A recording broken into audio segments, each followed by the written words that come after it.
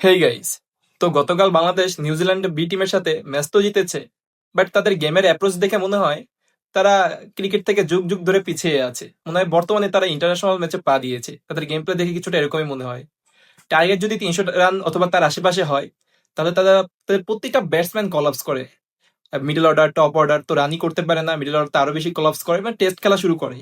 যদি টার্গেট 200 250 নিচে হয়, 240 বা 200 নিচে হয়, তখন গিয়ে ব্যাটসম্যান টপ অর্ডাররা জ্বলে উঠে, বিশেষ করে তানজিদ তামিম বা আদার্স কোনো ওপেনার, মানে জ্বলে উঠে। তো বর্তমানে হচ্ছে এই হচ্ছে অবস্থা। বাই চান্স ধরো যখন 220 বা 200 নিচে রান হয়, তখন টপ অর্ডার থেকে কেউ না কেউ পারফরমেন্স করে, বিশেষ করে তানজিদ হাসান তামিম। বাট যখন কেউ মানে টোটালি ফিনিশিং করতে পারে না, টপ অর্ডার থেকে শুরু থেকে শেষ পর্যন্ত কেউ ফিনিশিং করতে পারে না, এক না এক পর্যায়ে তারা কলাপস করে, আউট হয়ে যায়। বাট মিডল অর্ডারে ভাই কন্টিনিউয়াসলি, ভাই মিডল অর্ডারে মনে হচ্ছে, দেখে মনে হয় এরা বলার। মিডল অর্ডারে দেখে কেউ ব্যাটসম্যানই করতে পারে। মেহেদী হাসান মিরাজ মনে হয় এর থেকে, মেহেদী হাসানের থেকে মোস্তাফিজুর রহমান পর্যন্ত ভালো ব্যাটিং অ্যাপ্রোচ তাদের, মানে স্টাইল। মানে মেহেদী হাসান মনে হয় কি, মানে টুকাটুকি করে। I don't know, okay or tag দেখি বোলিং অলরাউন্ডার, ওকে জেনুইন বলার বলা যায়। বর্তমানে হতে চেয়েছিল বাংলাদেশের সেকেন্ড সাকিব আল হাসান, কিন্তু হয়ে গেছে বাংলাদেশের কি জাস্ট নর্মাল একটা বলার। কোটার মাধ্যমে ক্যাপ্টেন্সি করছে, দলে টিকে আছে, বোলিংও ঠিক মতো পারে না। 10 ওভারে কোনো উইকেট নাই, 40 রান খায়, মানে যাচ্ছে তাই অবস্থা দলটার। আই ডোন্ট নো এই দলটার কি হবে, ভবিষ্যৎ কি আছে। থার্ড ম্যাচ ভালো পিচে খেলা হবে।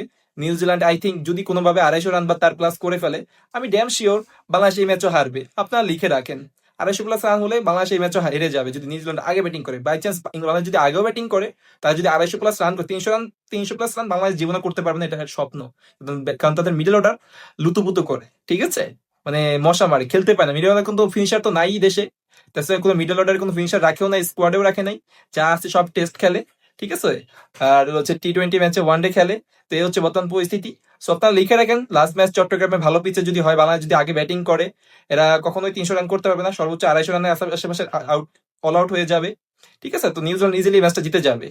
বাই চান্স নিউজিল্যান্ড যদি ফার্স্টে ব্যাটিং করে, 250 প্লাস ব্যাটিং রান করে, তো এরা পরবর্তীতে ব্যাটিং করতে গেছে, এরা কলাপস করবে ভালো পিচে। সো এটা আপনারা লিখে রাখেন। তো বাংলাদেশের বর্তমান ব্যাটিং পরিস্থিতি, বাংলাদেশের খেলার অ্যাপ্রোচ দেখে মনে হচ্ছে এরা যুগ যুগ ধরে পিছিয়ে আছে। এটা হচ্ছে আজকের মূলত মেইন কথা। বাকিটা আপনাদের মতামত কি অবশ্যই কমেন্টে জানাবেন। এদের কি করলে সবচেয়ে ভালো হয়, অবশ্যই আপনারা কমেন্ট বক্সে আপনাদের মতামত, মূল্যবান মতামতগুলো জানাবেন।